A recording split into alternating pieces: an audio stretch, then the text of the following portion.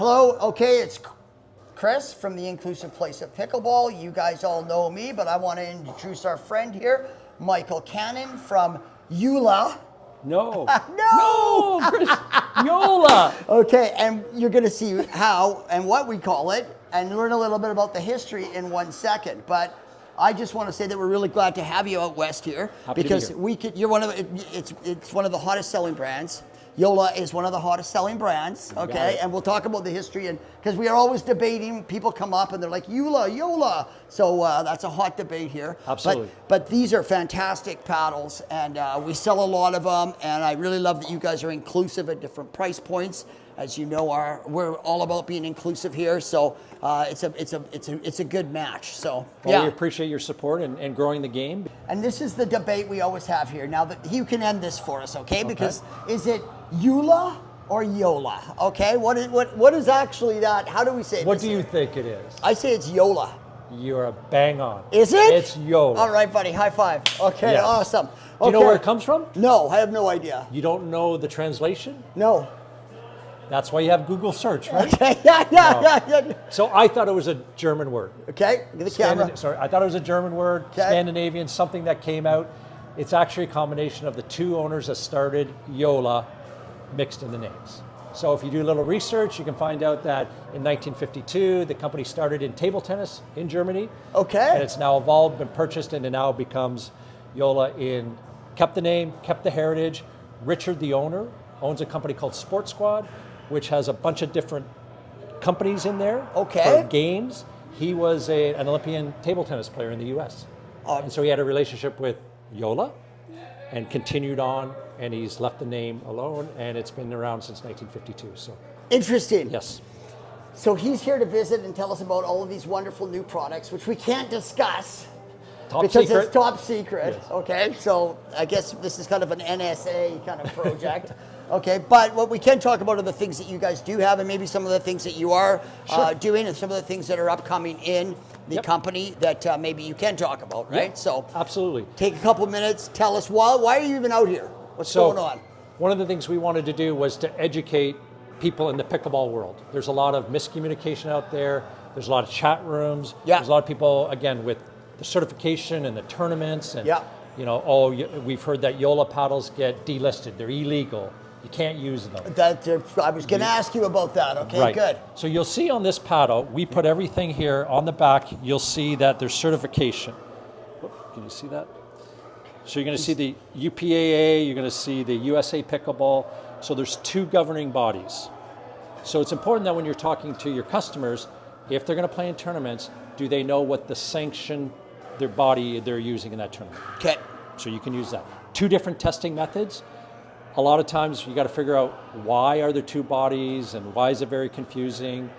It's the wild, wild west. Okay. Put it that way. One of the companies, USA Pickleball, started with just kind of doing materials. Okay.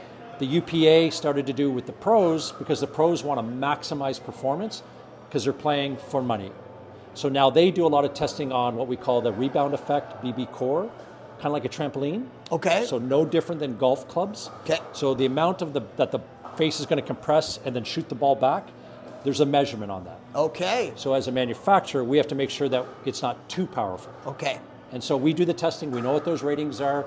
We go through all of our R&D. We make sure we do that. Okay. The second one is the spin rate. Okay. So as you're cutting and doing whatever, you can create spin by the amount of friction. Spin. Yes. Okay. So backspin, Yeah. top spin. Okay. So that comes from angle, speed, and the material on here. Right. The face. Correct. Okay. Yeah. Because so you can feel these it. are very smooth. Well, at a top end, if you were to go get a paddle that was $59.99, $69.99, Okay. it would feel like this. Yes. As you move up, and you can feel, even a lot of our competitors as well, you can feel it's a little bit grittier. Don't criticize your competitors yet. It's okay. We don't really have competitors, but that's okay. So those testing, we make sure we adhere to that. Okay. And we stamp it. You'll see new product coming out in a week or so that we're calling the 3S Dual. Okay. So anybody that knows the history of the 3S, it only had UPA certification. Okay. On purpose. Okay. Now, because we're hearing that customers want to use that, but the USA Pickleball has so many tournaments Yep. that they sanction, we decided to make sure that we could certify it under the USA Pickleball. Okay. So your customers are going to be happy because they can play in any tournament they want across North America. It's dual certified. Cool. So Cool. Okay, good. Okay. That's awesome. All right, perfect. Because what we do and what we've had here, Billy, move a little bit over here, man, so we can get in the back. Because what we have had here is issues around knockoffs. Yep. Okay, so there's a bunch of paddles, and we see it all the time. People come in and they're like, "Is this real?" Okay, and so do you have any? So you're saying that we're looking for, but these paddles, I've seen them myself. I have to kind of. It's hard to tell. It's hard to tell. So. Yep.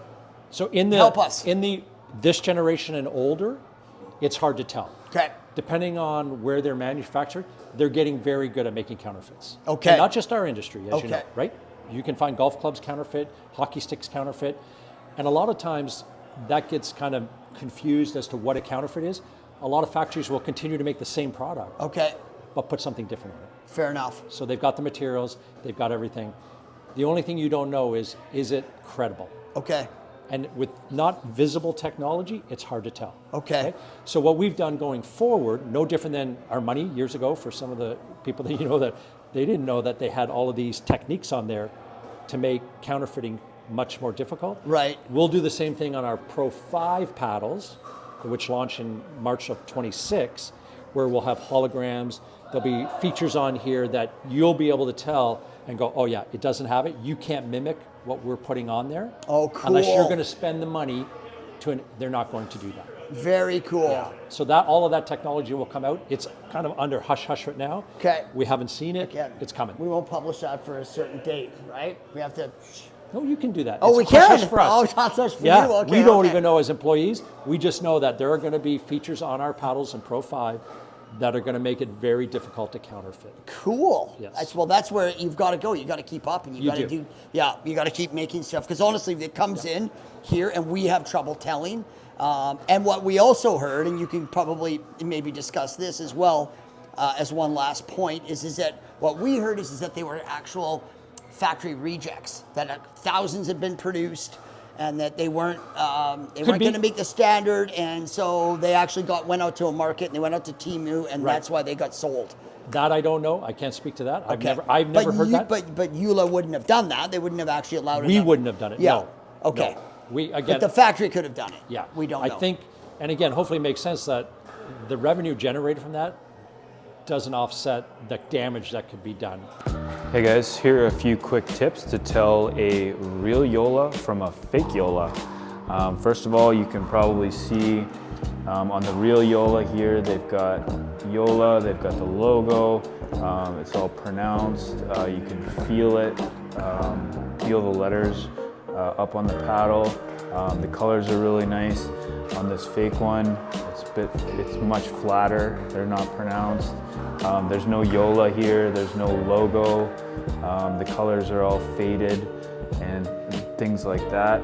The second one, it's got Ben John's signature here, nice and big and pronounced on the real one. On the fake one, you can barely see it at all. Another tip too that we've noticed is, you can see that the lettering is different here. It's a bit bigger on this side. It's not, nicely off to the side like on the real one. Also, there's a made in China on both, but the real one only has it on one side. So this one doesn't say made in China on this side. This one says, this is the fake one. It says made in China, made in China. Right, so two of them, two made in China stickers on the fake one. Again, you can kind of see the Ben Johns and not so much the Ben Johns. Another way you can tell the difference between a real and a fake is you can see the sides. This is the fake one. It's got Pro in big awkward letters on the side, and the real one, it just says Joola Pro nicely on the sides. So those are the ways that you can tell the difference between a real and a fake Joola.